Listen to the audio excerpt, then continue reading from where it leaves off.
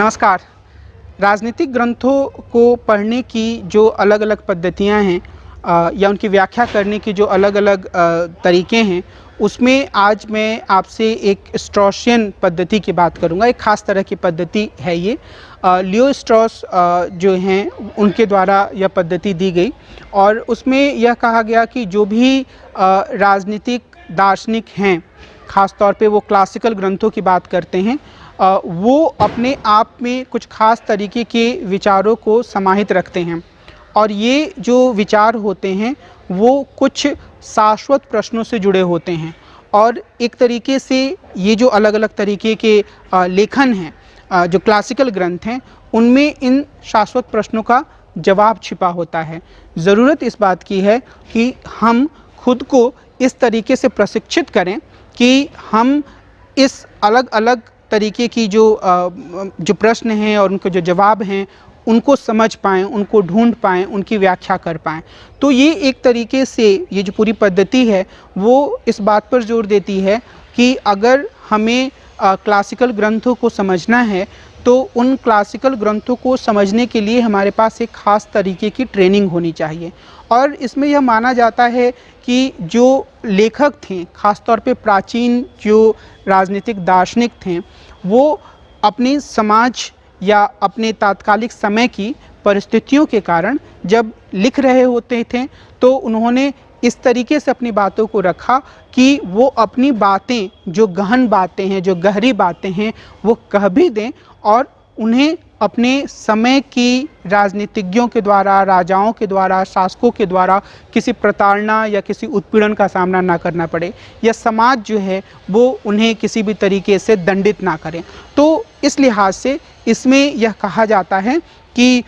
अगर आप इस तरीके के अर्थ को समझना चाहते हैं तो जिसको बिटवीन द लाइंस पढ़ना बोलते हैं, बहुत गूढ़ तरीके से चीज़ों को पढ़ना बोलते हैं, वो जो एक क्वालिटी है वो एक रीडर के पास या एक व्याख्याकार के पास ज़रूर होनी चाहिए।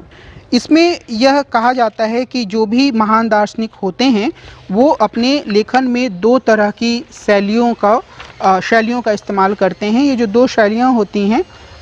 स्ट्रॉस के हिसाब से, उसमें वो एक तो एक्सोटेरिक तरह की चीज़ें लिखी जाती हैं, ये सामान्य लोगों के लिए होती हैं और जो कुछ जानकारी हासिल करना चाहते हैं और वो ग्रंथों को पढ़ते हैं तो सामान्य लोग ऐसे चीज़ों को समझ पाते हैं। दूसरा जो होता है वो इsoteric भाषा होती है, ये एक तरीके की कोडेड लैंग्वेज होता है, कूट भाषा होती है और इसमें गंभीर बातें लिखी जाती हैं जिसे सिर्फ वही लोग समझ सकते हैं जिनके पास विशेष दक्षता हो, जो इतने गहरे रूप से प्रशिक्षित हों कि वो ये समझ पाएँ कि जो अलग अलग तरीके से कोई दार्शनिक बात कह रहा है उसके भिन्न प्रकार के अर्थ क्या हो सकते हैं और कैसे वो बड़े सवाल जो मानव जीवन से जुड़े हुए हैं उनको हमारे सामने रख रहा है। लेकिन अगर हम स्ट्रॉसवादी व्याख्या के पर ध्यान दें तो वो एक बड़ी ही गंभीर समस्या से भी ग्रस्त है और वो समस्या यह है कि यह बहुत ज़्यादा जो कुछ ट्रेंड लोग होंगे उन पर निर्भर है कि कुछ ऐसे प्रशिक्षित लोग होंगे जो ये समझ पाएंगे कि किसी महान दार्शनिक ने कोडेड लैंग्वेज में क्या कहा है और फिर वो वही लोग दूसरों को बताएंगे। तो ऐसे में इस बात को जांचने का कोई ख़ास तरीका नहीं है कि जो लोग इन कोडेड लैंग्वेज को समझने का दावा कर रहे हैं वो किस सीमा तक इस कोडेड लैंग्वेज को समझ पा रहे हैं। तो इस लिहाज से ये काफ़ी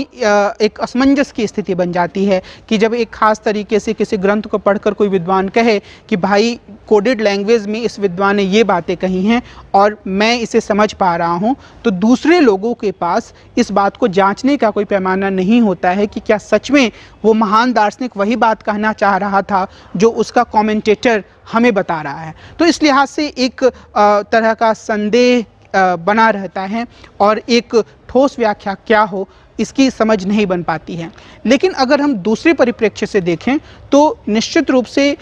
इसमें इस बात पर जोर दिया जा रहा है जो स्ट्रॉसवादी व्याख्या है कि अगर आप क्लासिकल ग्रंथ को पढ़ना चाहते हैं और गहराई से पढ़ना चाहते हैं तो आप यह उम्मीद ना रखें कि आप एक आम पाठक के रूप में जाएं और आप उसको पढ़ लें और आपको सारी चीज़ें समझ में आ जाएंगी। आपको अपने आप को इस तरीके से प्रशिक्षित करना होगा, इस तरीके से ट्रेंड करना होगा कि आप एक ग्रंथ की जो छिपे हुए अर्थ हैं, जो बहुत गहरे रूप में बातें कही गई हैं, उनको समझ पाएँ। उसके लिए हो सकता है कि एक ख़ास तरीके की भाषा में आपको अपने आप को पारंगत बनाना पड़े, एक ख़ास तरह की शैली से आपको खुद को परिचित करना पड़े। एकदम से ऐसा नहीं हो सकता है कि सिर्फ एक पाठक के रूप में आप चीज़ों को पढ़ें और समझ पाएँ। तो ये जो क्लासिकल टेक्स्ट हैं, उनके पढ़ने का जो पूरा काम है, उसकी गंभीरता को, उसके प्रति एक समर्पण की मांग को रेखांकित करता है। तो इस लिहाज से यह एक बहुत ही महत्वपूर्ण तरीका है क्लासिकल ग्रंथों को पढ़ने का।